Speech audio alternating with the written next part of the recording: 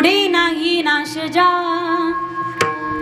विश्वंभरा शरणागत भूत जात वंदोनी. प्रस्तुत कीर्तन रूपी सेवेकरता निवडलेला अभंग महान भगवत भक्त संत सम्राट विश्ववंद्य महाराष्ट्र भूषण देहूचे सुप्रसिद्ध साधू वैराग्याची मूर्तिमंत पुतळे वारकरी संप्रदायाच्या कलशस्थानी असणारे परमार्थातील सर्वोच्च मानबिंदू पंचम पुरुषार्थ पंचम वेद निर्माते या जगताचा संसार सुखाचा व्हावा यासाठी आपल्या स्वतःच्या संसाराची पूर्ण आहुती देणारे जगवंद्य जगमान्य हिंदवी स्वराज्याचे संस्थापक छत्रपती शिवरायांचे श्री गुरु किंबहुना राजांनाही उपदेश करणारे तुम्ही ऐकताय ना सर्वजण. राजे, आमच्या हातामध्ये माळ असणं हा आमचा परमार्थ आहे. आमच्या हातात माळ असणं हा आमचा परमार्थ आहे. पण तुमच्या हातामध्ये ढाल आणि समशेर असणं हा तुमचा परमार्थ आहे. असा उपदेश करणारे वैराग्य रागरसिक संत शिरोमणी संत श्रेष्ठ जगद्गुरु तुकोबार यांचा चार चरणाचा उत्कृष्ट बहुतेकांच्या परिचयाचा उपदेश परप्रकरणातील अभंग सेवेकरिता निवडलेला असून प्रस्तुत अभंगामध्ये जगद्गुरु तुकोबार यांना जगद्गुरु का म्हणतात त्याची कारण मीमांसा सांगितली. सगळं जगत ज्याला घाबरतं त्यावर घाबरू नये म्हणून उपाय काय करावा याचा उपाय अभंगात सांगितला. 3 प्रकारचे लोक जगद्गुरु तुकोबार यांकडे गेले. कर्म मार्गी गेला, भक्ती मार्गी गेला आणि ज्ञान मार्गी गेला. कर्म मार्गी म्हटलं की कर्म करूनही कर्माचं फळ मला प्राप्त होत नाही, करतोय ते कर्म चुकीचं वाटतंय. भक्ती मार्गी गेला तुकोबाराया, आम्ही भक्ती करतोय पण कृतार्थ झाल्यासारखं वाटत नाही. ज्ञान मार्गी गेला, मी अभ्यास करतोय पण पूर्णत्वाला जात नाही. त्या 3 लोकांना जगद्गुरूंनी एका लाईनीत घेतलं आणि एकच उपाय सांगितला. तुम्ही करताय ते कर्म चुकीचं आहे, मग जे चुकीचं आहे ते करू नका, वाया जातंय ते करू नका. कर्मच असं करा की जे वाया जाणार नाही. भक्ती मार्गेला सांगतात भक्ती करतात पण कृतार्थ होत नाही ना, मार्ग चुकीचा आहे, असं करा की कृतार्थ वाटेल. ज्ञानाला सांगतात अभ्यासच असा करताय जो चुकीचा आहे, असा करा जो चुकीचा वाटणार नाही. 3ला एकाच लाईनीत घेतलं, एकच मार्ग सांगितला अभंगात. तुम्ही म्हणताल आता चौथ्यासाठी कोणता मार्ग आहे? चौथ्यासाठी सुद्धा मार्ग सांगितला. ज्यांना कोणताच मार्ग नाही, तुका म्हणे पुढे काही वाट नाही यावरी, ज्यांना कुठलाच मार्ग नाही त्याच्यासाठी 4थं चरण असा अभंगाचा सरळ सरळ भावार्थ आहे. ठळक बातम्या संपल्या, आता उठून डायरेक्ट पंक्ती धरले तरी हरकत नसावी. विठ्ठल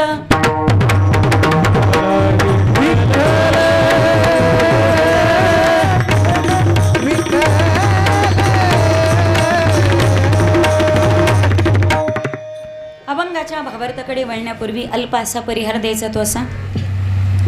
आज शेगडे परिवाराच्या वतीनं आयोजित परमभूमी 12 मल्हारींपैकी 12 खंडोबांपैकी अत्यंत पवित्र असलेलं हे 12वं स्थान म्हणजे शेवूड अशी मल्हारी मार्तंड भैरवाची अत्यंत पवित्र नगरी.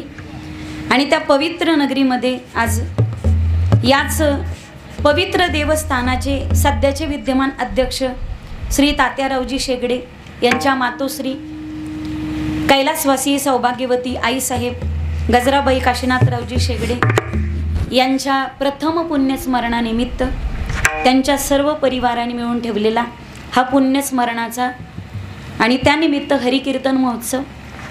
पुण्यस्मरण कोण्याही पाप्याचं होत नाही, कोण्याही पाप्याच्या दारामध्ये ज्ञानोबा तुकोबारायचं गजर होत नाही, मृदंग आणि टाळ वाजत नाही. पुण्यवंत भावे घेता सज्जनाची नावे, तिळ तिळ पुण्य साचा पडे परी हे बहुता जन्मी जोडे, नाम तुझे वाचेशी आतुडे समागम घडे संताचा. अनेक जन्माचे पुण्य फलद्रूप होतं आणि दारात हरिकीर्तनाचा निनाद होतो. आईसाहेबांनी त्यांच्या आयुष्यात गोळा केलेली पुण्याची पुंजी संस्कारही दिली उत्तम या परिवाराला.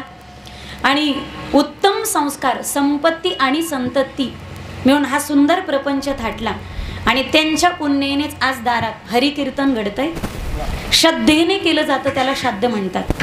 म्हणून आईसाहेबांच्या प्रथम पुण्यस्मरणानिमित्त आयोजित हरिकीर्तन आणि त्यानिमित्त महाराष्ट्रातील सगळेच रथी महारथी अतिरेकी सोडून 4 खांदे करीन 5वं मडकं धरी, इथं मरण आलं तरी हरकत नाही. आता अशा कीर्तनात देह पडा यापेक्षा काय वेगळं भाग्य असेल. काही टाळ्या सिग्नलवर टोल नाक्यावर भेटत आहेत तसले वाजू नका. विठ्ठल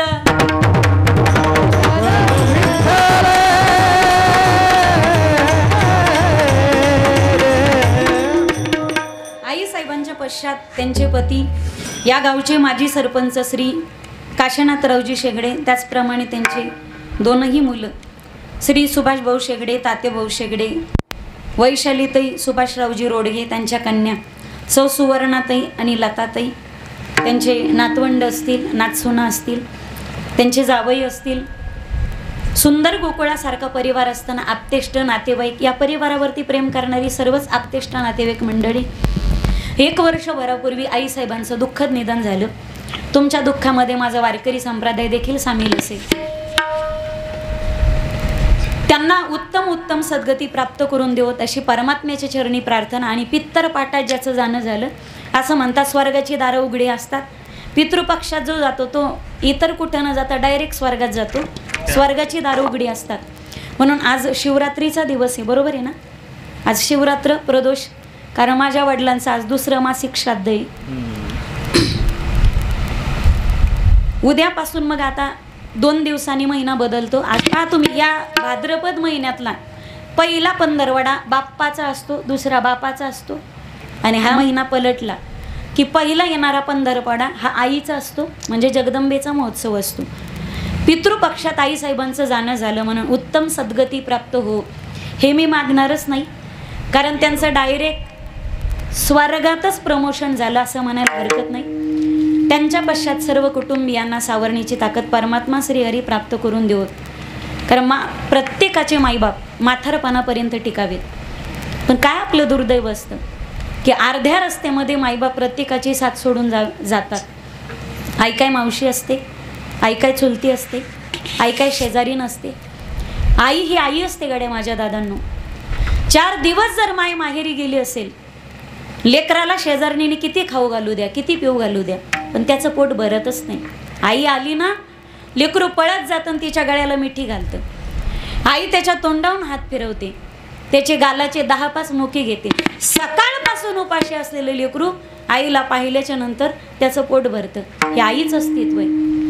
एक लड़की देखने के लिए जाओ तो 10-10 खड़ी रहती है, ये जवानी का जज्बा है. पर एक माँ मर जाए तो लाखों में नहीं मिलती, ये माँ बाप की दुआ का असर है. जगातली सगळी नाती गोती एका बाजूला आणि एकटी माय एका बाजूला. आणि ज्यावेळी माय नावाचं अस्तित्व लोप पावतं जगाच्या पाठीवरून, आता आई साहेबांचे लेख ज्यावेळी येईल त्यावेळी त्या ताईंना घराच्या जागेवर दिसेल, गोठ्याच्या जागेवर, शेताच्या जागेवर भाऊ दिसतील, भाऊजाई दिसतील, भाची दिसतील, वडील दिसतील. पण आता 1-2 महिन्यांनी दिवाळी येईल, भाऊबीज येईल. दिवाळीच्या सणाला सगळे आनंद घेतील, पण त्यावेळी घरातून लोप पावलेली लक्ष्मी त्या लेकीला कोणत्याच कोपऱ्यात दिसणार नाही. हे जगातलं सगळ्यात मोठं दुर्दैव आहे. अरे रुसून माणूस गेला तो परत येईल याची वाट तरी पाहता येते आपल्याला. पण जगाच्या आड, पडद्याच्या आड, काळाच्या आड आणि मातीच्या आड गेलेली व्यक्ती जगाच्या बाजारात किती कोटी रुपये ओतले, पण पुन्हा फिरून त्या माणसाचं तोंड दिसत नाही. तिची वाट पाहिलं अशी जगात कोणती वाटच राहत नाही. हे मृत्यू लोकातलं सगळ्यात मोठं दुर्दैव आहे. विठ्ठल विठ्ठल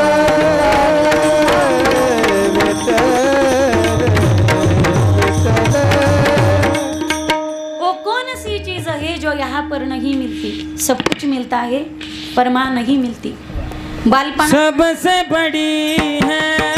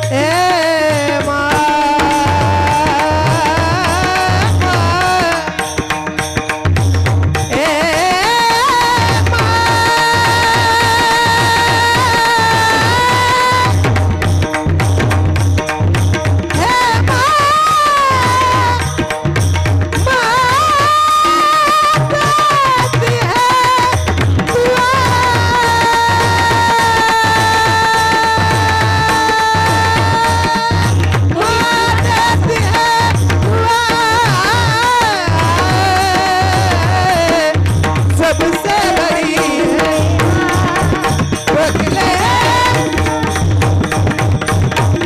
ओ सबसे बड़ी है माँ बगले सबसे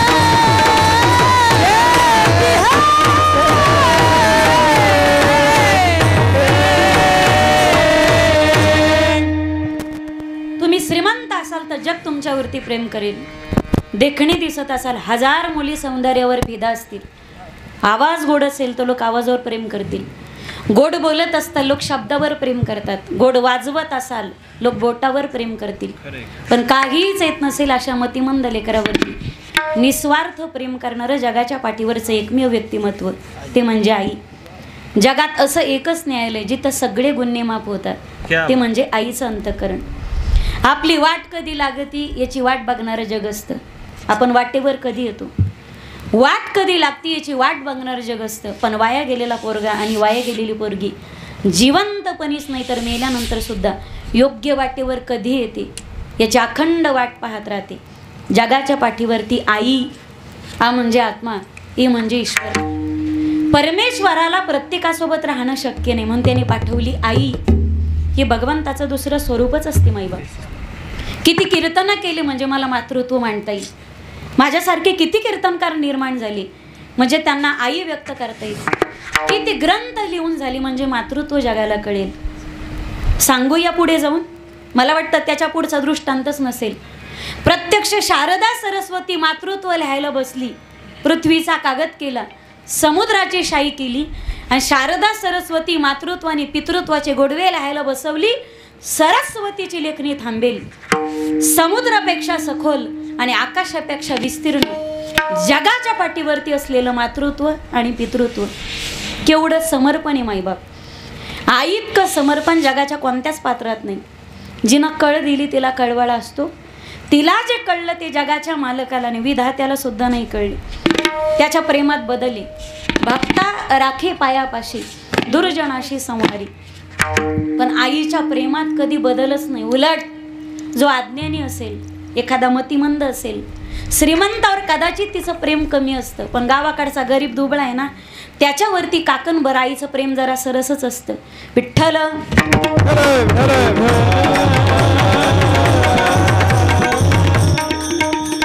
म्हातारपणात माणसाची माय मरू नये. तारुण्यात कपाळाचं कुंकू कधी जाऊ नये आणि म्हातारपणामध्ये पोटचा गोळा डोळे देखत कधी मरू नये. हे दुःख सांगणे पलीकडचं असतं. माय गेली ना, मायबाप, माय आणि बाप गेल्यानंतर आयुष्यात जी पोकळी निर्माण होते, आयुष्यात ती पोकळी पण दुसरं कोणीच भरून काढू शकत नाही.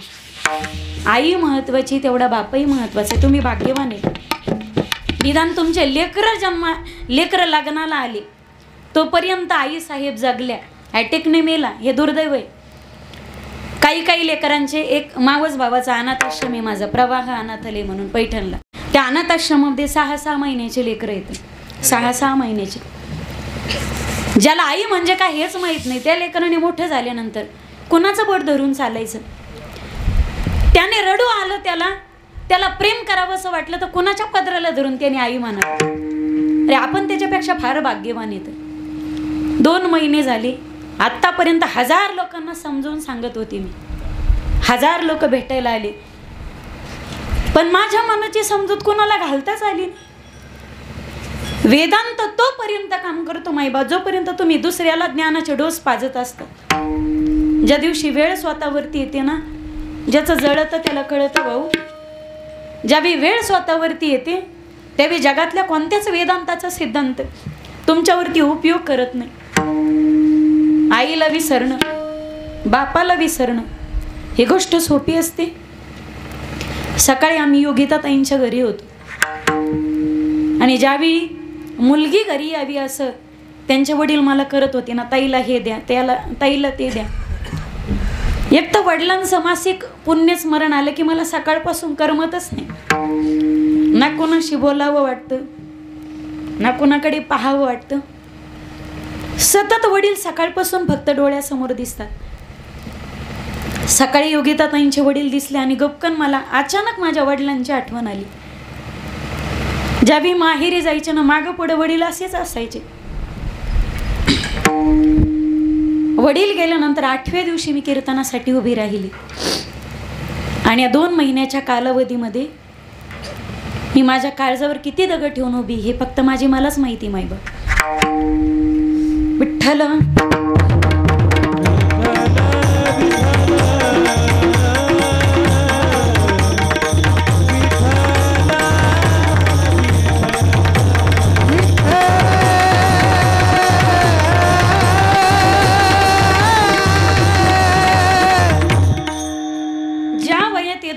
बापाची सेवा करावी आणि सत्कार करावा, त्या 2 हातांनी या वयात बापाचं पिंडदान करण्याची वेळ माझ्यावरती आली. माझ्यावर जी वेळ आली ती दुश्मनाच्या आयुष्यात सुद्धा कधी होऊ नये. 2 ऑगस्ट माझ्या आयुष्यातला सगळ्यात मोठा काळा दिवस. 8व्या दिवशी मी उभी राहिले केवळ बहिणींसाठी. रडणं आणि माझं दुःख तर बाजूलाच राहिलं. जबाबदारी माणसाला रडू देत नाही, जबाबदारी माणसाला हसू देत नाही, जबाबदारी माणसाला झोपू सुद्धा देत नाही. या 2 महिन्यामध्ये जबाबदारी काय असते जवळून अनुभवलं मी. वडील गेल्याच्या नंतर आईला सावरायचं, बहिणीला सावरायचं आणि यातच माझे 2 महिने कसे निघून गेले. मला रडता आलंच नाही, माझं दुःख मला व्यक्त करता आलंच नाही. म्हणून पुण्यस्मरणाचं जर कीर्तन असेल तर आतून भावना दाटून येतात माझ्या. या असे कीर्तन मला इतके जड जातात. याच्या आधी मी बाप सांगत होते, कीर्तनातही सांगत होते आणि कथेतही सांगत होते, पण जिवंत असलेला बाप सांगत होते. गेले 2 महिने झाले मी मेलेला बाप सांगते. हे माझ्या आयुष्यातलं सगळ्यात मोठं दुर्दैव आहे मायबाप. मायबाप गेल्याच्या नंतर माणूस पोरका नाही तर भिकारी होतो. बापाच्या बाबतीत मी आयुष्यभर भिकारी राहणार आहे.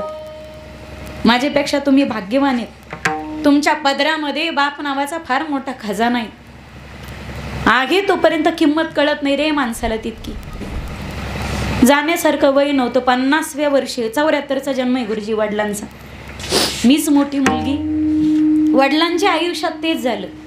ते 28 वर्षाचे असताना आजोबा कॅन्सरने गेले आणि 13 माणसाची जबाबदारी एकट्या माझ्या वडिलावरती पडली आणि माझ्या आयुष्यात तेच झालं. त्यांच्या 28व्या वर्षात त्यांचे वडील गेले आणि माझ्या 28व्या वर्षी माझं पितृछत्र हरपलं. जी दशरथ राजाची स्थिती झाली ना तीच वडिलांची झाली. दशरथ राजाला 4 होते, अंतिम क्षणाला एकही मांडी द्यायला नव्हता. वडिलांचंही तसंच झालं. 4 मुली, पण 4 मुलीपैकी एकही शेवटच्या क्षणी नव्हती. मला माहिती असतं ना मी सोडलंच नसतं वडिलांना. त्यांच्याशिवाय आयुष्य आम्ही कधी इमेजिनच केलं नाही. एकही क्षण असा नाही. आता दररोज 7 ते 8च्या दरम्यान वडिलांचा फोन असायचा. मुलगा नाही, पण कधी मुलगा नाही याची कमतरता भासूच दिली नाही. दररोज 7:30-8ला वडिलांचा फोन असायचा. दिदू बेटा जेवलास का रे तू? तुझी तब्येत तर बरी आहे ना? आज कोणत्या तालुक्यात आहेस तू? आज कोणत्या जिल्ह्यात आहेस? गेले 2 महिने झाले 7 ते 8च्या दरम्यान शेकडो फोन येतात, पण एकाही फोनवरून बापाचा आवाज ऐकू येत नाही. हे आयुष्यातलं सगळ्यात मोठं दुर्दैव आहे. हे कान आसूसले तो आवाज ऐकण्यासाठी, डोळे आसूच लेतो चेहरा पाहण्यासाठी, हे मस्तक आतुर झाले त्या पायावर नतमस्तक होण्यासाठी. शेवटची भेट झालीच नाही, शेवटचं बोलणं सुद्धा झालं नाही. बाप नावाची चादर अशी माझ्या दादांनो आयुष्यात जोपर्यंत तिची किंमत कळत नाही, पण एकदा ती नष्ट होते ना, माणूस सर्वांगाने पोरका झाल्याशिवाय राहत नाही. बाप असताना जो दबदबा असतो बापाचा, माय आणि बापाचे किती 10 फोटो लावा तुम्ही, असताना जो दबदबा असतो ना, माईबाप गेल्याच्या नंतर राहत नाही. ते गेले याचं वाटत नाही काही, कारण आपण पारमार्थिक माणसं आहोत. आपल्याला सावरायचं आहे स्वतःला. अरे काही लेकरं तर पोटात असताना त्यांचा बाप मरतो, त्याच्यापेक्षा आपण भाग्यवान आहेत. आतापर्यंत देवाने आपल्याला बाप दिला, पण वाईट याचं वाटतं अख्खं आयुष्य त्यांचं कष्टात गेलं आणि आता सुखाचे दिवस आले ना तर पांडुरंगाने ठेवलंच नाही त्यांना. 4 बहिणी आम्ही. कधी कधी असं व्हायचं 4घीची फीस एकाच वेळी भरावं लागायची आणि किराणा भरायची वेळ आणि फीस भरायची वेळ एकाच वेळी यायची.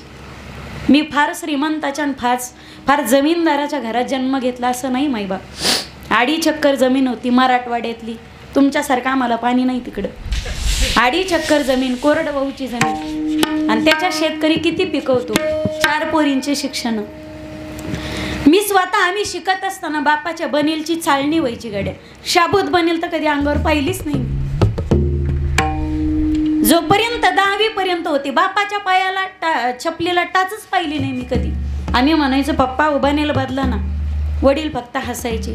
ते का हसायचे ह्या जबाबदारी पडल्यावर कळते मला. जबाबदारीची जाणीव जोपर्यंत तुमच्यावरती होत नाही तोपर्यंत तिच्या उणीवा तिच्या जाणीवा तुम्हाला भासत नाही. एका अल्पभूधारक एखाद्या सामान्य शेतकऱ्यांना पोरींना खेड्यातून फार मोठं शिकवणं हे आता सोपं असेल मायबाप. आता शिष्यवृत्त्या आल्यात आता वगैरे वगैरे पास फुकट झाले. पण त्या काळी माझं त्यांनी एम ए हिंदी केलं. दुसरी बँकिंग झाली. बँकिंग म्हणजे कशासोबत खातात हे खेड्यामध्ये माहिती नसतं. दुसरी M.Com बँकिंग झाली. तिसरी प्री आणि मेन्स PSIच्या दोन्ही परीक्षा पास झाली. आता ग्राउंडची तयारी तिची. तिला लाल दिव्याच्या गाडीत पाहायचं होतं. कदाचित मी 8व्या दिवशी उभी राहिली नसते तर ती डिप्रेशनमध्ये गेली असती. 3 नंबरची बाई. 4थी लॅब टेक्निशियन होईल. आता सगळं चांगलं होईल. कदाचित पहिल्यापेक्षा आम्हाला जास्त प्रेम करतील सगळे, जीव लावतील. पण सगळ्या सुखदुःखामध्ये बाप नावाचं अस्तित्व पाठीमागे उभं राहणार नाही. आणि ही आयुष्यातली उणीव काळजात राहील. ती शेवटच्या क्षणापर्यंत राहील. ती उणीव पुन्हा कोणीच भरून काढू शकत नाही. विठ्ठल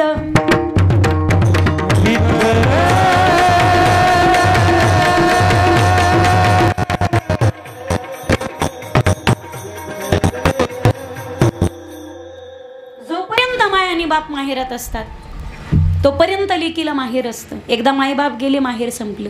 म्हणजे सगळेच भाऊ सारखे असतात मला असं नाही म्हणायचं.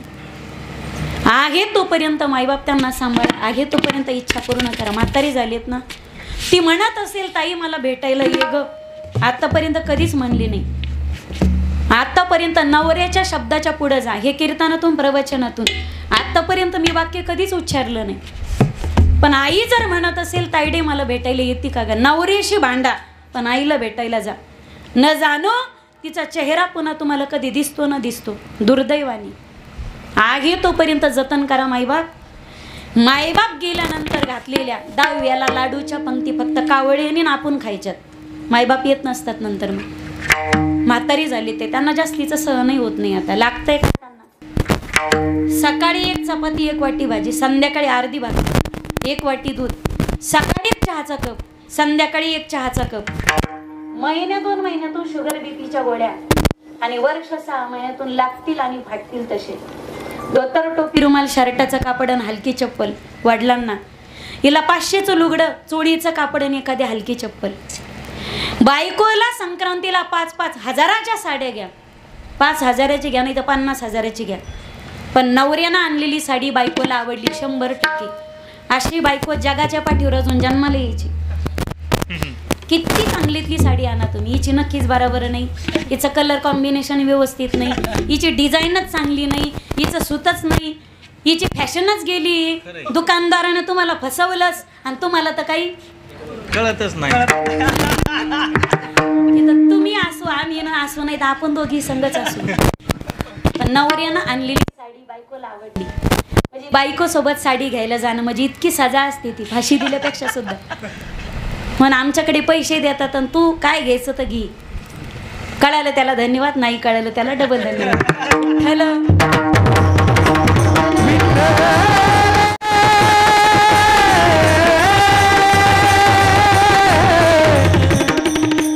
बायकोला 5 हजाराची साडी आणा पण बायकोच्या साडीसोबत आईचं 500चं लुगडं आणायला कधी विसरू नका गड्या. 5 हजाराच्या साडीमध्ये बायको 500चं का काढी ती. पण 500च्या साडीमध्ये जिला अजून एकही उणीव भासली नाही. जगाच्या पाठीवरती तर फक्त माय नावाचं अस्तित्व असतं. आत्तापर्यंत तुमचं किती बँकेचं बॅलन्स आहे हे जिनं विचारलं नाही. पण राजा सकाळपासून 2 घास खाल्लेत का रे हे जी विचारते ना ती फक्त आई असते. ऐसी कबयाची जाती, ऐसी कबयाची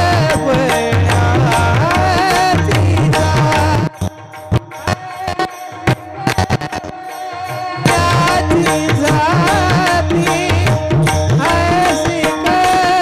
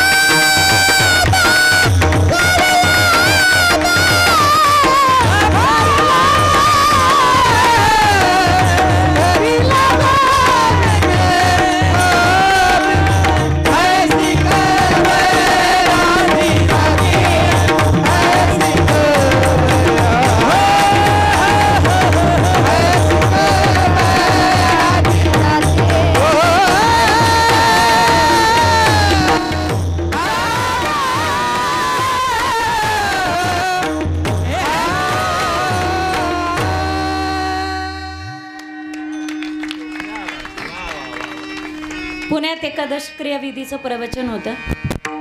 तिकडे 8 ते 9 प्रवचन होतात आणि कावळे इतके एक्साइटेड असतात. गुरुजी 9 वाजता तिकडे कावळे काकस्पर्श होतो आणि काकस्पर्श झालं की प्रवचन थांबवायचं असतं. प्रवचनाला आम्ही गेलो 9 वाजले, 9:15 वाजले, 9:15 झाले, तरीही काकस्पर्श होईना. कोणी म्हटले नाही काकस्पर्श होत, निदान दर्भस्पर्श करून घ्या.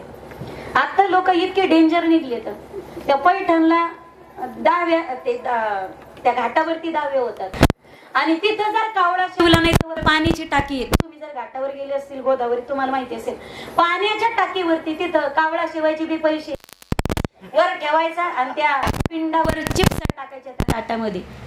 आता कावळ्याने जर घेतलं तर चिप्स तोंडात घेईल तो. काकस्पर्श झाला का?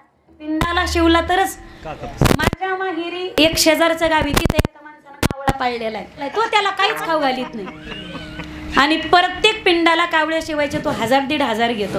आता सकाळपासून भुकेलेला कावळा भात गप्पा गप्पा खाणार नाही तर काय करणार? हे असं बळजबरीने शिवणं म्हणजे पिंड नसतो. जोपर्यंत पिंडात जीवात्मा असतो त्याला विनवणी करायची असते. आता आम्ही तुमचा दावा केलाय, दशक्रिया विधी केलं, पिंडदान केलंय, तुमचा आणि या परिवाराचा संबंध सुटलेला आहे. आता तुम्ही मुक्त व्हा, पुढचा प्रवास करा. सगळे मिळून त्या पितर देवताला विनंती करतात. जोपर्यंत पिंडात जीव असतो तोपर्यंत कावळा शिवत नाही. ज्या दिवशी पिंडातला जीव निघून जातो त्या दिवशी कावळा पुढे जायचं धाडस करतो. ह्या गोष्टी मी मानत नव्हती बरं का, मी मानत नव्हती. आध्यात्मिक लोक पण स्वतः डोळ्याने काही गोष्टी पाहिल्याशिवाय मानत नाही. पण ज्यावेळी माझ्या वडिलांचा दावा होता, आम्ही दोघं समोर गेलो, आम्ही दोघांनी वचन घेतलं. म्हणलं पप्पा इथून पुढे 3 बहिणींना मी लेकी सारखं सांभाळेन, शिव द्या पिंडाला कावळा. नाही शिवला बा. दुसरी बहीण गेली, पप्पा आम्ही एकमेकींना समजून घेऊ. तिसरी पुढे गेली, पप्पा तुमचं स्वप्न मी पूर्ण करेन.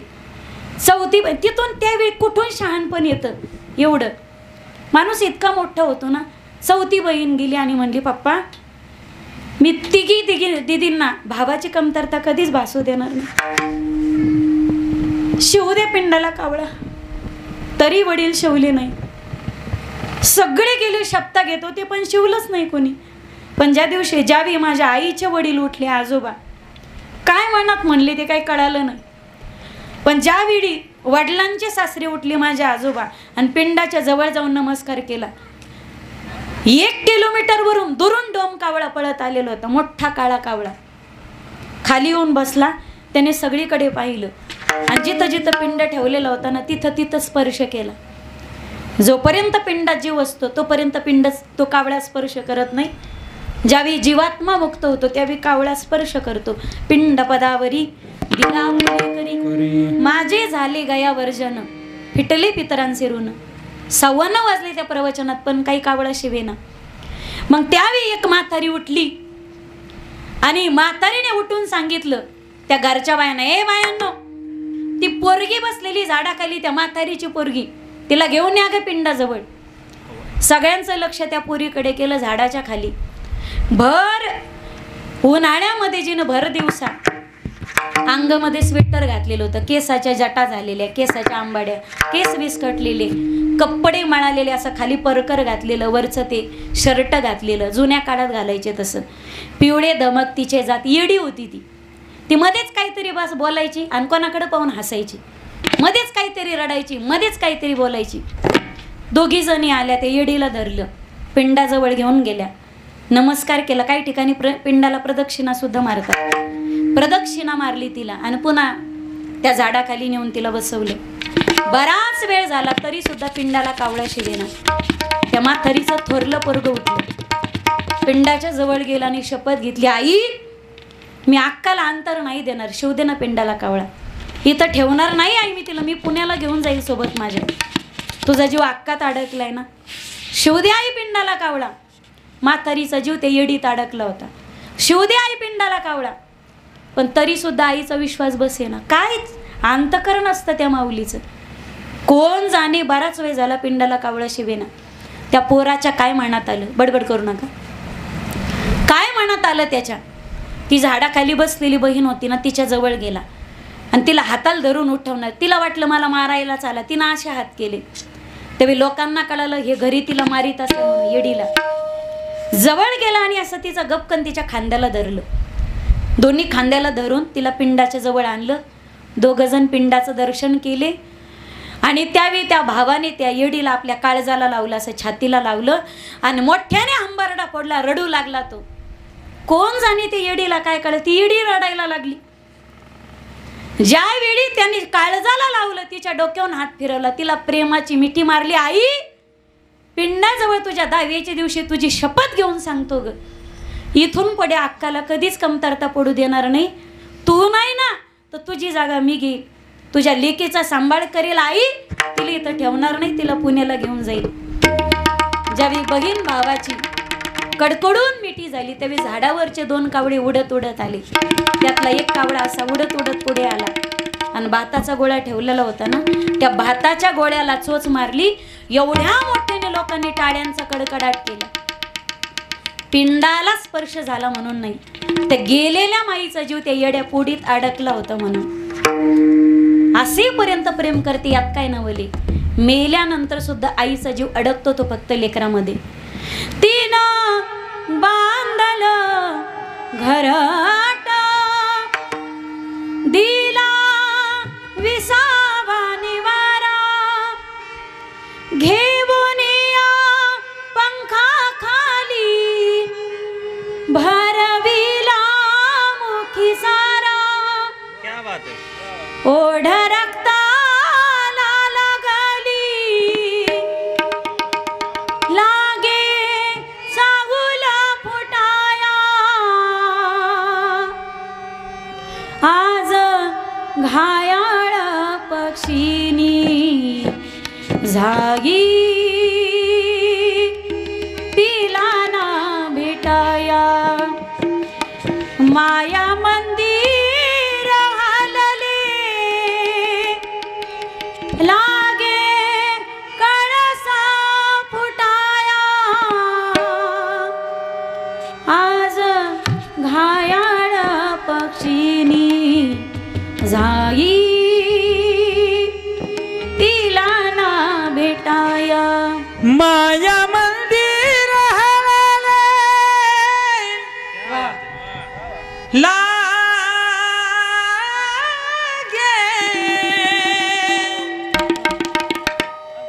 माया मंदिर हरले, लागे कळस फुटाया, आज घायाळ पक्षीने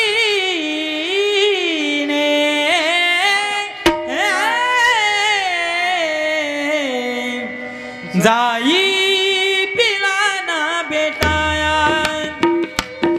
जाई पिला ना बेटाया, जाई पिला ना बेटाया.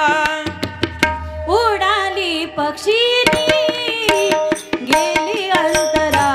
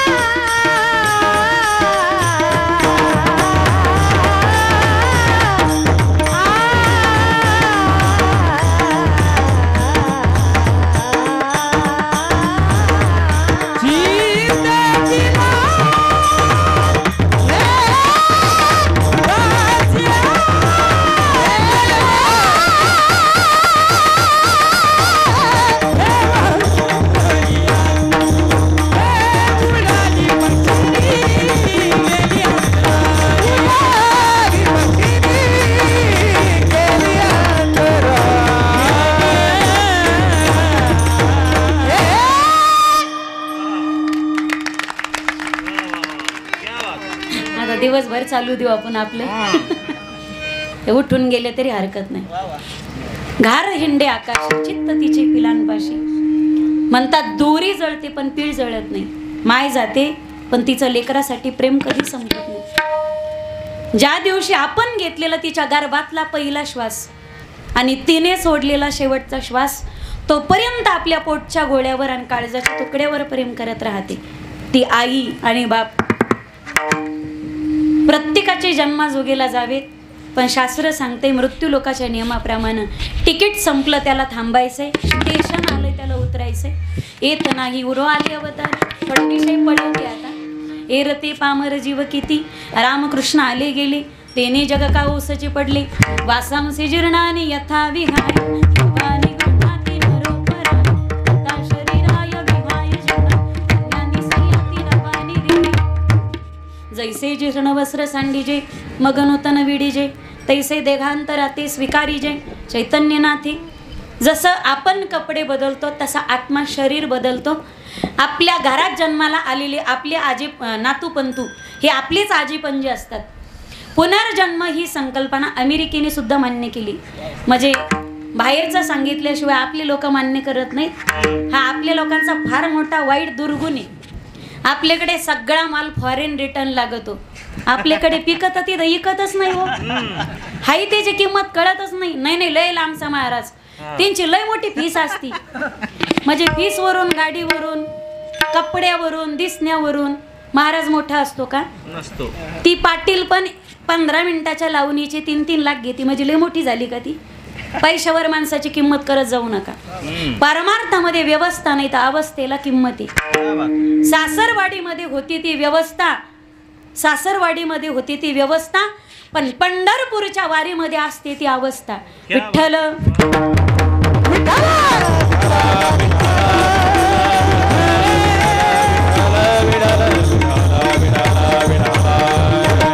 जावं प्रत्येकाला लागतं. मग तुम्ही जगलात कशी याला फार किंमत आहे. जगणं आणि मरणं हे आयुष्याचे महत्वाचे टर्निंग पॉइंट आहे 2. जियो तो ऐसा जियो की तुम्हारी जीने से हजारों जी, वरना जीना भी क्या उसी का नाम है. अरे दूसरों के जख्म पर तो कवी भी पेट भरते हैं. क्या बात है. मारावं कसं. पुसणार कोणी असेल तर डोळे भरून येण्याला अर्थ आहे. फक्त काही म्हणू नका. पुसणार कोणी असेल तर डोळे भरून येण्याला अर्थ आहे. आपल्यानंतर कोणी रडणारच नसेल तर माणसाचं मरणही व्यर्थ आहे. क्या बात. आणि मरणावर कसा विजय प्राप्त करावा. आयुष्यामध्ये 4 गोष्टी आहेत. परमेश्वराने प्रत्येकामध्ये इनबिल्ड घालतात त्या. फूड, फिअर्स, आहार, निद्रा, भय आणि मैथुन. आहार, निद्रा, भय आणि मैथुन. प्रत्येकाचा आहार सारखा, जनावराचा आणि आपल्याला भूक लागते त्यांनाही भूक लागते. आहार, निद्रा, प्रत्येकाला निद्रा गरजेची. माणसं झोपतात आणि जनावरं सुद्धा झोपतात. आहार, निद्रा, भय प्रत्येकामध्ये. जनावरं घाबरत येत मारायला लागलं की. आणि माणूस तर सगळ्यात मोठा भित्रा प्राणी, जगातला बुद्धिवान प्राणी माणूस आहे. आणि हे कोणी डिक्लेअर केलंय?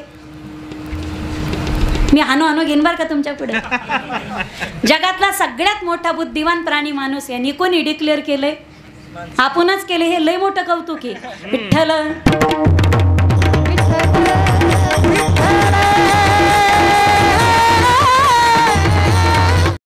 आहार, निद्रा, भय आणि मैथुन शरीराचे धर्म सगळ्या योनींमध्ये दिलेले आहेत. आणि परमार्थाच्या वाटेमध्ये या 4 गोष्टीवर मात करता आली पाहिजे. तोच खरा परमार्थातला पुरुषार्थ. परमार्थाच्या वाटेने जर तुम्ही या 4 गोष्टीवरती मात करू शकलात तरच परमार्थामध्ये तो माणूस सक्सेस. आहार पहिला, माणसाने जेवण किती खावं. एका मेडिकलवर एक वाक्य, आयुर्वेदिक मेडिकलवर एक वाक्य पाहिलं मी.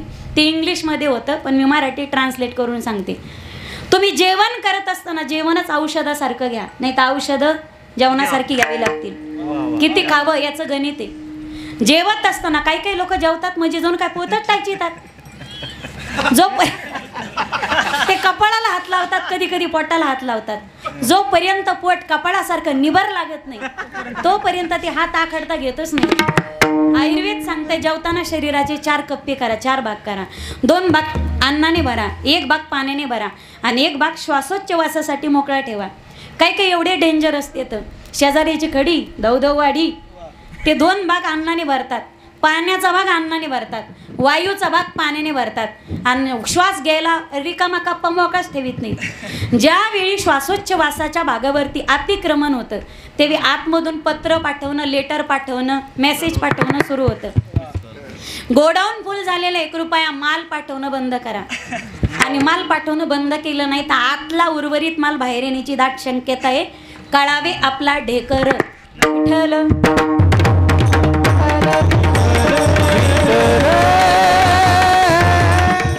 बरं काहीला काय खायचं हे बी कळत नाही. खायचं तर काजू खावं, बदाम खावं, गुटखा पुडी ह्या काय खायच्या गोष्टी आहेत का?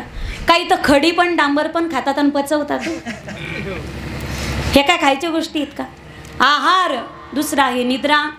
आहाराला संयमित करा, निद्रेला नियमित करा, मैथुनाला संकोचित करा आणि भयाला पुढे नष्टच करा.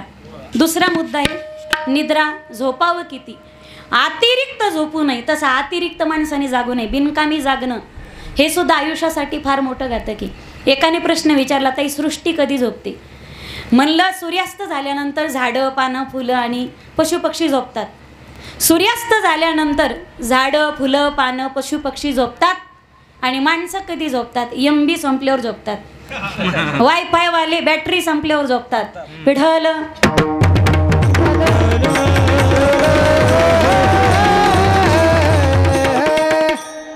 पूज्यपाद मोरारी बापू सांगतात की आपले दिवसाचे जे 24 तास आहेत, 8 त्रिक 24, 8 तास तुम्ही झोपा, 8 तास तुम्ही संसार करा आणि 8 तास देव, देश आणि धर्मासाठी समर्पित करा.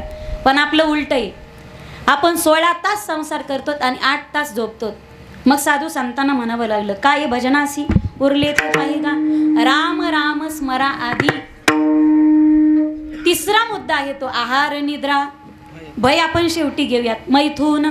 शरीराचे धर्म सगळ्यांना सांगितलेत. शरीराचा धर्म निभावा, पण व्याभिचार होऊ नये म्हणून आपल्या संस्कृतीने धन्यो गृहस्थाश्रम हा आपल्या संस्कृतीने सांगितलंय की शरीराच्या धर्माला व्याभिचाराचं स्वरूप येऊ नये म्हणून लग्न सांगितलं. विवाह ही एक संस्था आहे. पहा तुम्ही 10-5 वर्षापूर्वी दारू ही संसारा उद्ध्वस्त होण्यासाठी सगळ्यात मोठं कारण होती. घटस्फोटासाठी दारू. पण गेल्या 5 ते 10 वर्षापासून स्त्रीला परपुरुषाचं आकर्षण, क्षमासैव वाक्यासाठी तुमचे लेख समजून मला पदरात घ्या. दररोज 15-15, 20-20 मॅटर मी फोनवर सोडवते. नवरा बायकोचे कोर्टात जाणारे आतापर्यंत असे किती संसार आम्ही फोनवर आटोक्यात आणलेत. हे ज्ञानोबराच्या कृपेमुळे. हे फुगिरीनं सांगत नाही तुम्हाला. स्त्रीला परपुरुषाविषयी असणारं आकर्षण आणि पुरुषाला परस्त्रीविषयी असणारं आकर्षण. वाक्य काळजात उतरून घ्या. जिथून तुमची परस्त्रीवरती नजर वाईट पडते तिथून पुढे तुमच्या प्रपंचाला उतरती कळा लागते.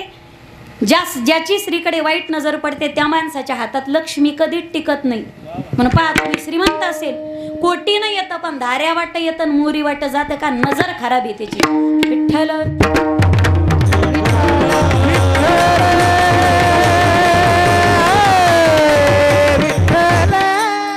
परमार्थाच्या भाषेत ज्याची दुसऱ्याच्या धनावर आणि दुसऱ्याच्या बाईवर ज्याची वाईट नजर आहे त्याचा अध्यात्मात दुर्योधन आणि रावण होतो. अध्यात्मात नजर बिघडली. पहा तुम्ही काय गुरुजी म्हणते रावणच म्हणा. काही नाही. पहा तुम्ही परमार्थामध्ये तुम्ही किती विद्वान आहात याला किंमत नाही. तुम्ही किती आत्तापर्यंत कीर्तन किती हजारोच्या संख्येने केले, तुमचा किती भक्त परिवार आहे याला किंमत नाही. तुमची वागणूक कशी याला परमार्थामध्ये फार मोठी किंमत आहे. एखादी बाई स्टँडर्ड असेल, तिची फार मोठी गाडी असेल, ती दिसायला देखणी असेल, पण तिला वागणूक असेल. वागणूक जर नसेल तर ती आली की लोक नाकडोळे मुरडतील. भली तिच्यासोबत सेल्फी काढत असेल, लोक तिच्यासोबत सेल्फी काढतील, पण तिच्याविषयी चर्चा करताना लोक वाईटच चर्चा करतात. एखादी गरिबा घरची बाई असेल, फाटकं तिच्यावरती अंगावरती पातळ असेल, एक फुटका मणी तिच्या अंगावरती नसेल, पण खानदानी घरची बाई आणि खानदानी तिची वागणूक चांगली असेल तर ती आल्यानंतर सगळा समाज तिच्या पुढे नतमस्तक होतो. परमार्थामध्ये वागणुकीला फार किंमत आहे.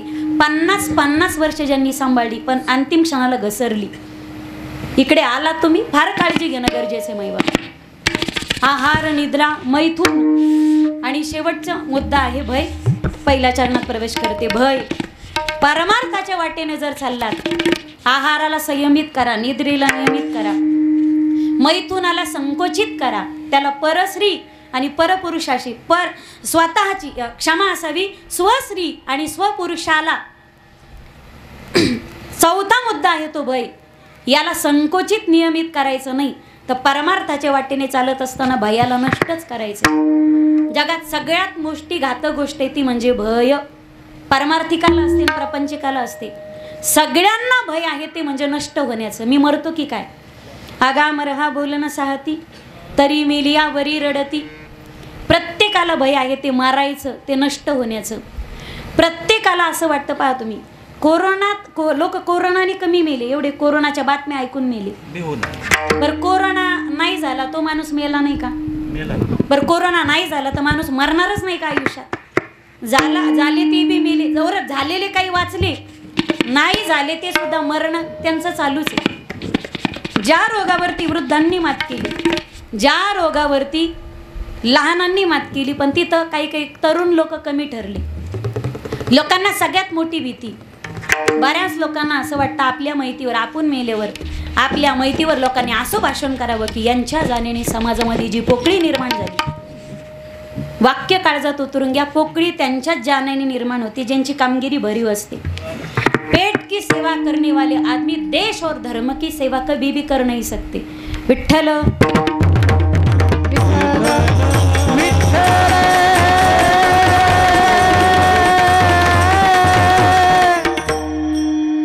भांडणं चालू आहेत, आपण नष्ट होतो की काय, आपण मरतो की काय? घरात कोणी भांडो ना भांडो, दोघी सारखे भांडत असतात. एक म्हणजे सासू आणि दुसरी म्हणजे सून.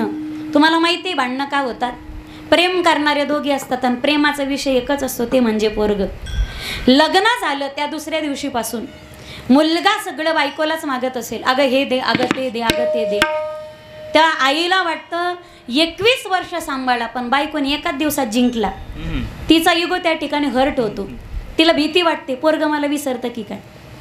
आणि लग्न झालं त्या दुसऱ्या दिवशीपासून जर मुलगा सगळ्या आईचकडे मागत असेल, हे दे आई, ते दे आई, ते दे आई, शूज दे आई, सॉक्स दे आई, बॅग दे आई, डबा दे आई, ती म्हणते हे दे आई, ते दे आई, मग मला का आणायची घाई? त्या दोघींच्या मनामध्ये तिला वाटतं 2 महिने लग्नाला झाले, पण नवऱ्याच्या अंतःकरणामध्ये आत्तापर्यंत मी स्थानच कमावू शकले नाही. दोघींना भीती असते, आपण याला हा आपल्याला विसरतो की काय? भीती प्रत्येकात आहे मायबाप, भीती प्रत्येकात आहे. जर लग्न झाल्यानंतर मुलगा सगळं सुनेकडेच विचारत असेल, तिलाच जर सगळं मागत असेल, तर स्वतःने सासवाने स्वतःच्या पाठीवरती कौतुकाची थाप मारावी. Correct choice. असली मुलगी मी निवडली, जी नवऱ्याची तंतोतंत काळजी घेते. संसारात कदाचित 4 दिवस जास्त जगेल ती सासू, नाही तर लवकर मरण मग जळू जळू. आणि सगळं तो आईकडे मागत असेल. Adjustment is a best policy. मी दोन्ही बाजू मेंटेन करत चालेल. तुम्ही घरी गेले एकुणिकीच्या जिंजा दाराव असं मला अजिबात वाटत नाही. आणि लग्न झाल्यापासून तो 2 महिने झाले तरी सगळं आईलाच मागतोय. त्यावेळी त्या सुनबाईने स्वतःची कॉलर धरावी. माझं लग्न त्या पुरुषाशी झाले घरामध्ये जो सगळ्यांचा लाडका आहे. कसं आहे ना, घरामध्ये जर सोना आणि सासवा या दोघी जणी समंजस असतील तर त्या घरातला कर्ता पुरुष समाजासाठी काहीतरी करू शकतो. पण घरी जर त्याचं सँडविच बनवित असतील, तुम्ही ऊसाचा चारखा पाहिलाय का? ते ऊस बनवायचं मशीन, त्यातलं वरचं चाक म्हणजे सासू, खालचं चाक म्हणजे सून, आणि मध्ये घातला जातो हा ऊस. हा ऊस यालाच हाऊस म्हणतात.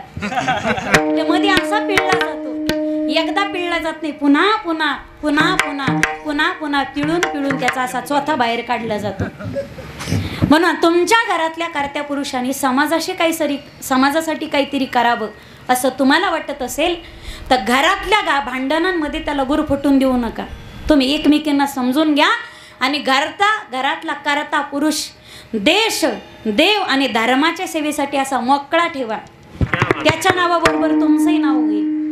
ज्यावेळी कर्म करणारी माणसं पहा तुम्ही, ज्यांना भीती वाटते नष्ट होण्याची, आपण करतोय हे कर्म नाश पावेल की काय, अशी मंडळी ज्यावेळी तुकोबारायांकडे आले, तुकोबाराय आम्ही कर्म करतोय पण त्याचं फळ आम्हाला भेटत नाही, ते नाश पावत आहे.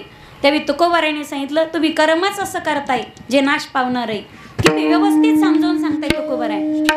त्या कर्म मार्गाला सांगायचं, त्याचा इगो सांभाळायचा, त्याचा अभिमान सांभाळायचा. बाबांनो, तुम्ही असं का करत नाही जे वाया जात नाही? अभंगाचं प्रथम जर ऐसे का हो न करा काही, ऐसे का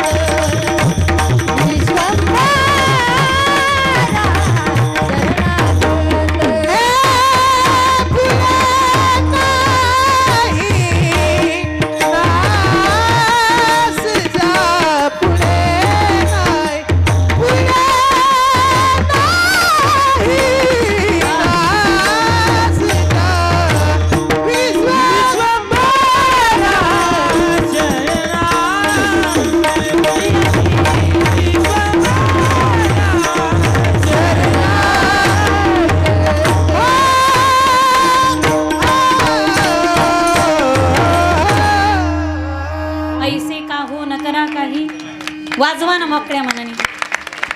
त्यांची कॅपॅसिटी संपली आता. ऐसे का हो न करा काही, पुढे नाही नाश जा. तुम्ही करताय ते वाया जातं, मग असं का करत नाही जे पुढे वाया जाणार नाही? विश्वंभरा शरणागत भूत जात वंदोनी.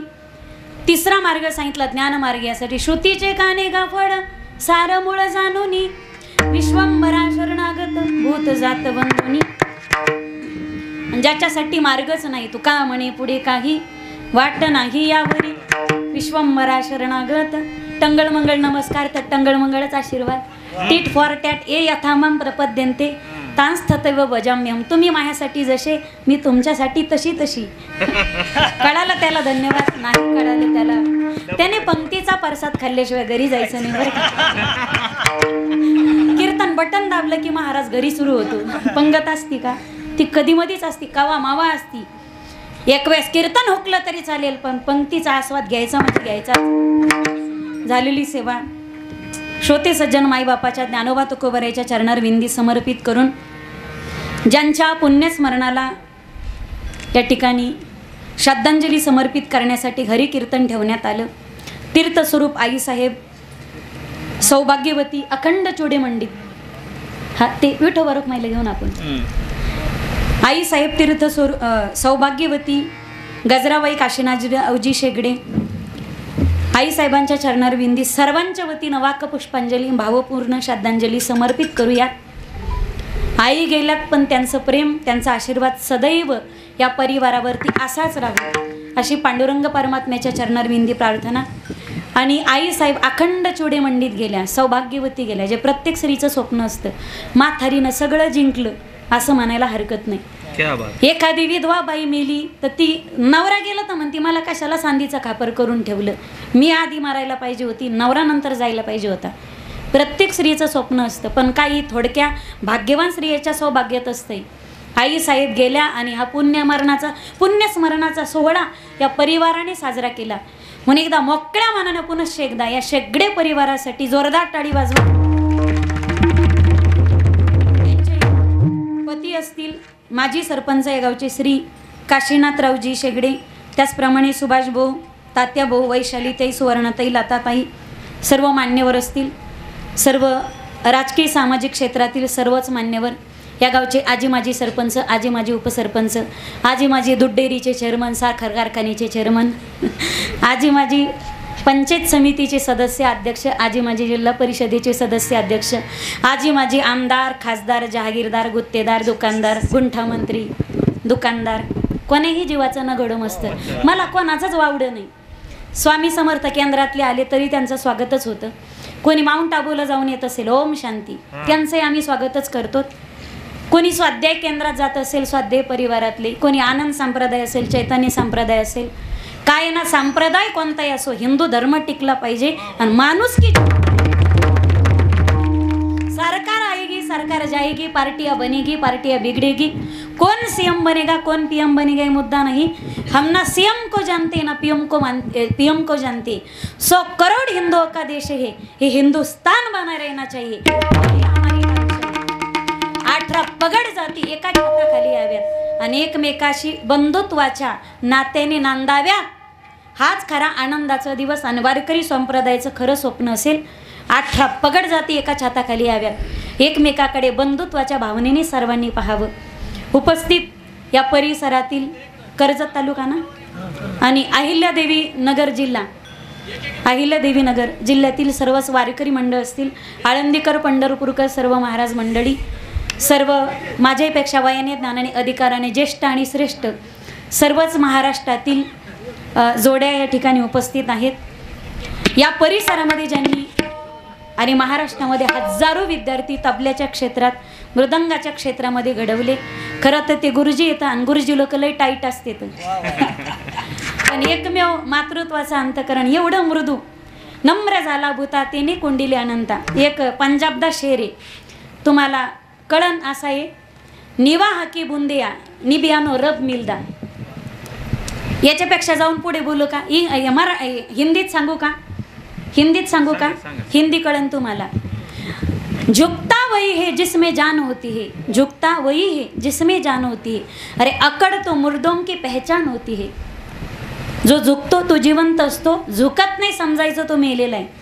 म्हणून या परिसराचं भूषण आणि राजकीय क्षेत्रामध्ये सुद्धा ज्यांचा फार मोठा दबदबा आहे असे आपल्या शेजारच्याच कुंभार गावचे सध्या विद्यमान सरपंच का माजी सरपंच, माजी सरपंच आणि महाराष्ट्रामध्ये ज्यांचं फार मोठं नाव आहे अशा आपल्या परिसराचं, आपल्या तालुक्याचं, जिल्ह्याचं, महाराष्ट्राचं वैभव, महाराष्ट्रभूषण आदरणीय श्रद्धेय परमपूज्य हरिभक्तीपरायण बंडो पंत पानसरे गुरुजी या ठिकाणी उपस्थित आहेत.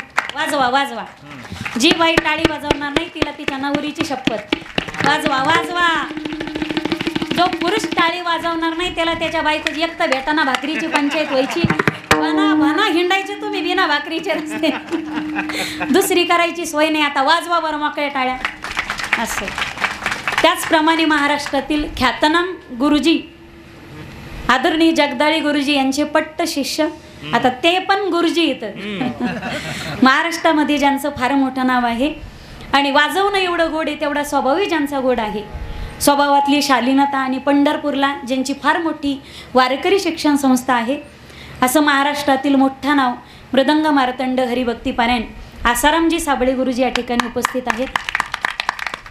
टाळ्याला लय कुत्सरपणा करायलेला राहू तुम्ही, मला अजिबात नाही आवडलं. महाराष्ट्रातली फेमस जोडी जिथं मोठा कार्यक्रम असेल तिथं कैलास दादा आणि ओंकार दादा असतातच. आपल्या महाराष्ट्राचं भूषण आणि ज्यांच्या आवाज डायरेक्ट काळजाला स्पर्श करतो. काय जादू असते. नाही तर नरडे सगळ्याला दिलेत, आवाज काहीच लोकांना प्राप्त होतात.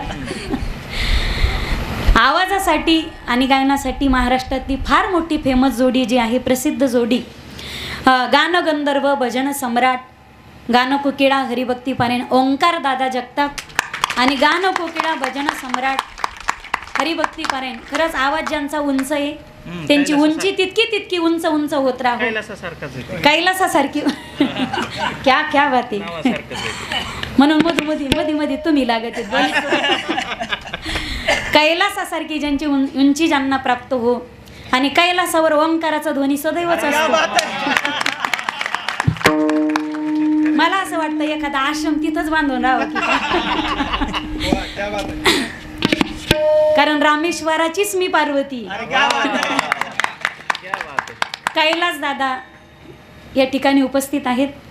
पलीकडे आपल्या परिसराचं भूषण, महाराष्ट्रातील ख्यातनाम कीर्तनकार, युवा कीर्तनकार आणि ज्यांच्या गायनामध्ये खरंच खूप गोडवा आहे अशा युवा कीर्तनकार हरिभक्तीपरायण योगिताताई ढोबळेवाडीकर ना, काय आडनाव डोंबाळेच का? योगिताताई डोंबाळे. वाजवा आपली लेक या परिसराची. पलीकडचे बाबा आदरणीय हरिभक्तीपरायण शेगडे महाराज, मधले प्रवीण महाराज पठाडे, माझ्या पाठीमागे चोपदार. बरं झालं कुत्रा आलं नाही मध्ये. खंडोबाने बी हजेरी लावली कीर्तनात आपल्या, साधा बाई का? आणि सर्व गावातील सर्व भजनी मंडळी असतील. घेऊ का नाव आता? राहू देऊ ना. तुम्ही माझ्यावर रुसायचे तर नाही ना? नाही ना. खरंच बरं का, नसलं तर मग येते. वेणेकरी महाराजांपासून सर्व वारकरी मंडळी असतील. पेटी मास्तर हरिभक्तीपरायण नामदेवजी महाराज कीर्तनाचं चित्रीकरण करण्यासाठी उपस्थित. मला आत्तापर्यंत तुम्ही ज्या चॅनलवर ऐकलं असेल, अस्सल कीर्तनकार वारकरी तडका, धूम मराठी यूट्यूब चॅनल आणि धूम मराठी फेसबुक पेजचे निर्माता, सर्वा चालक मालक जरी दिसत नसले तरी ते मालक येतं. महेश दादा बोळ या ठिकाणी उपस्थित आहेत. एकदा महेश आणि संप्रदायात फार मोठं काम करतो ते. इतर चॅनल पाहिले असतील पण कीर्तनकार गोत्यातील असं तो कधीच टाकीत नाही. एडिटिंग वगैरे स्वच्छपणा, नीटनेटकेपणा, शिस्तबद्धता. आणि हरिकीर्तनासाठी उपस्थित माझे पतिराज. नाही तर कीर्तन झाले तुम्ही म्हणायचे ते तुमचे भाऊ होते का, म्हणजे म्हटलं का? लोक काय प्रश्न विचारतील याचा अजिबात नियम नसतो. ते विचारतात लेकर बाळ किती, आपण सांगितलं ते म्हणते लग्न झाले का, हे विचारायचे प्रश्न असते. आता एवढंच उशिरा नाव घेते तर उखाण्यातच घेते की घेऊ का नको, घेऊ का लांब लचक घेऊ का आखूड घेऊ, कसा घेऊ? याच्यासाठी मीटर वाढत आहे बरं का. मग शेगडे भाऊ आपलं कसं आहे, हळूहळू डाळे डाळे. एका कीर्तनात काय काय कळे, सगळं ज्ञान एका कीर्तनात लोकांना देत नाही. त्याची सवय. घेऊ का नको? बरं जाऊ दे. एवढा आग्रह करताय तर घेऊनच टाकते. येत होते जात होते खिडकी वाट पाहत होते, खिडकीला 3 तार अडके, त्याला घुंगरा बारा, पान खाते 13 घाम येतो जरा जरा, नवरा घालतो इंजिन वारा. तिकडून आला व्यापाऱ्याने दिली सुपारी देते वाण्याला, हंडा घेते पाण्याला पाणी आणि त्याडाचं वाडा बनते भिंगाचा. वाड्यात वाडे 7 वाडे, आतल्या वाड्यात पलंग, पलंगावर गादी ऋषी उशीर बशीत कप कपात घडीत वाजत आला एक रामेश्वर महाराजांचं नाव घेते मी, कर्जतकरांची लेक. माझा आवाज तुमच्यापर्यंत ज्यांनी पोहोचवला, जय मल्हार साऊंड सिस्टीम शेगुड. एकदा बबन भाऊ शेगडेसाठी वाजवा टाळी. एकदा मोठ्या प्रेमानं सर्वांनी हात वरती घ्या. संप्रदायाच्या नियमाप्रमाणे भजन करूया. कॅमेरामॅन फोकस करो, सगळे घ्या हात वरती. हरी विठोबा रखुमा, हरी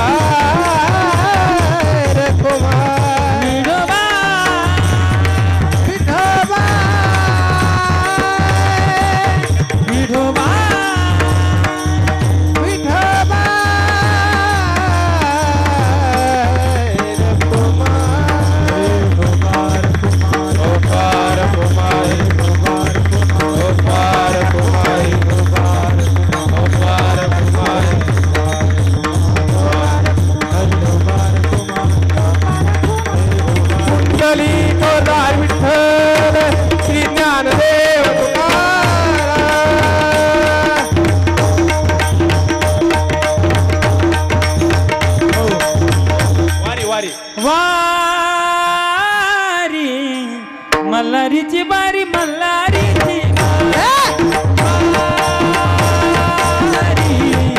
मल्हारीची बारी, मल्हारीची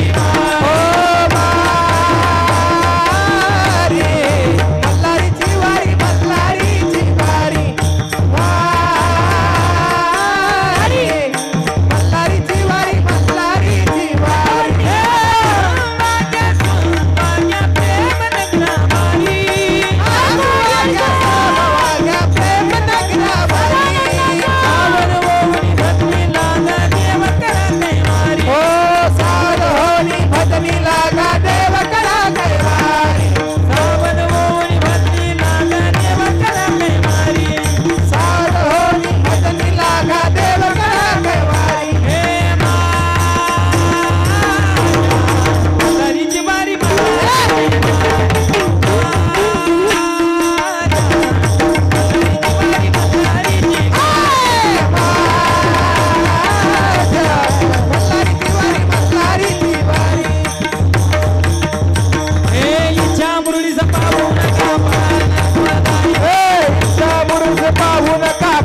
नरकाद्वारे बोध बुद्धी ज्ञान दिवटी उजळा महाद्वारी बुजली ज्ञान दिवटी उजळा महाद्वारी